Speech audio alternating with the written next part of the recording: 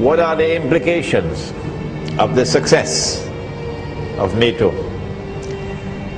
and of the Muslims in Libya who launched the attack and succeeded, at least in Tripoli, in bringing down the government of Muammar al-Gaddafi, and then winning recognition, diplomatic recognition around the world, even Malaysia, one of the first states to recognize the new regime in Libya was Malaysia. All the pro-American governments in the world quickly recognized. But surprisingly, Russia also recognized, and China also recognized very quickly. Muammar Gaddafi has lost the legitimacy to lead, and he must leave.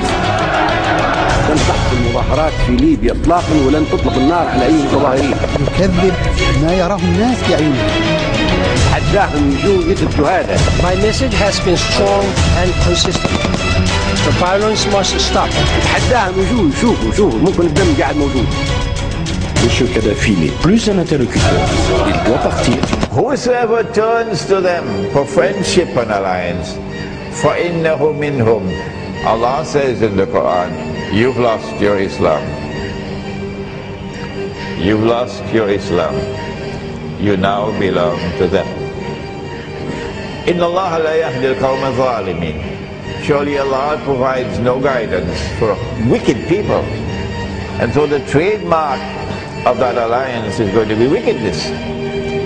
And what did they do in Libya? These brothers of ours who were taken for a ride, who had eyes and yet could not see,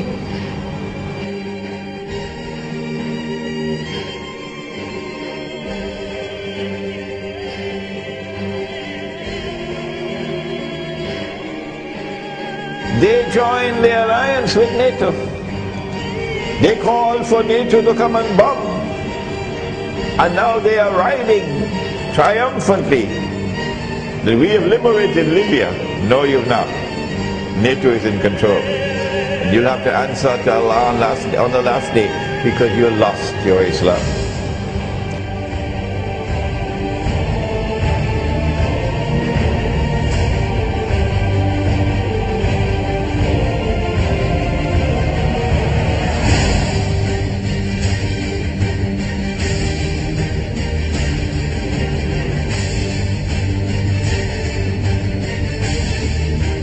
Not only that, you now have a rope around Egypt's neck.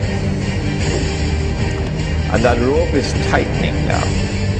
Because Egypt is now in a perilous situation. NATO will attack from the west, Israel will attack from the east.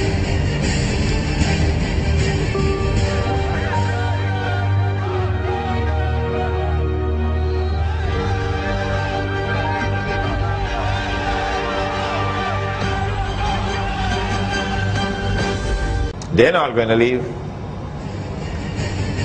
They wanted Libya for a particular reason that our Muslim brothers could not understand.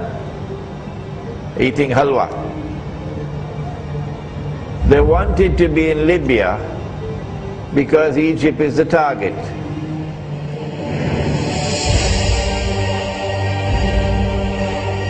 And you have to send in ground troops into Egypt. You can't do it with drones as you're doing it in Pakistan. And so now with the success in Libya, when Israel launches her attack on Egypt, Israel will launch the attack from the east, and NATO will launch the attack from the west, ground troops.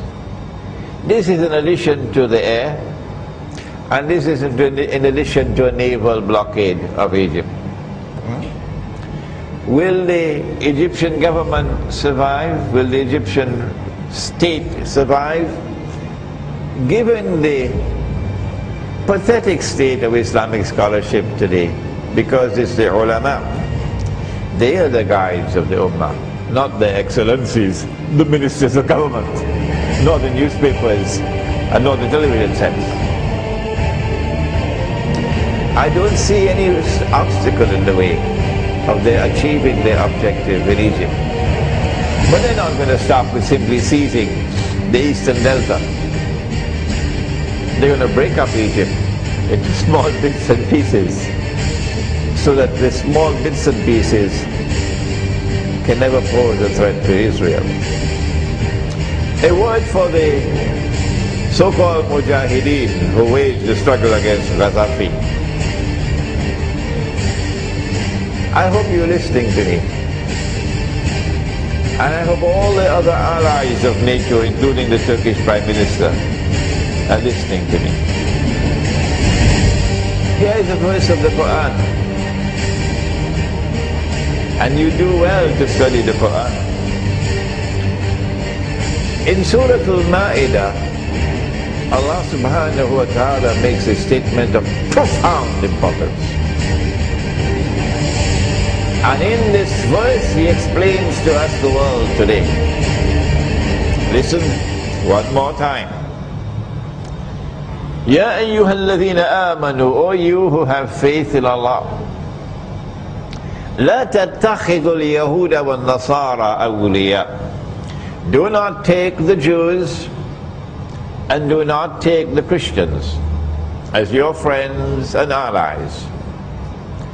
If we use the lazy man's methodology, the defective methodology, we will come to the conclusion that Allah is speaking about all Christians and He's speaking about all Jews. This is a lazy man's methodology. But when you use the proper methodology, you see something else. Or look at that other verse in Surah Al-Baqarah. وَلَن تَرْضَى عَنْكَ الْيَهُودِ وَلَن نَصَارَى حَتَّى تَتَّبِعَ مِلَّتَهُمْ. And the Jews and the Christians will never rest contented until they get you to follow them in their way of life, their religion.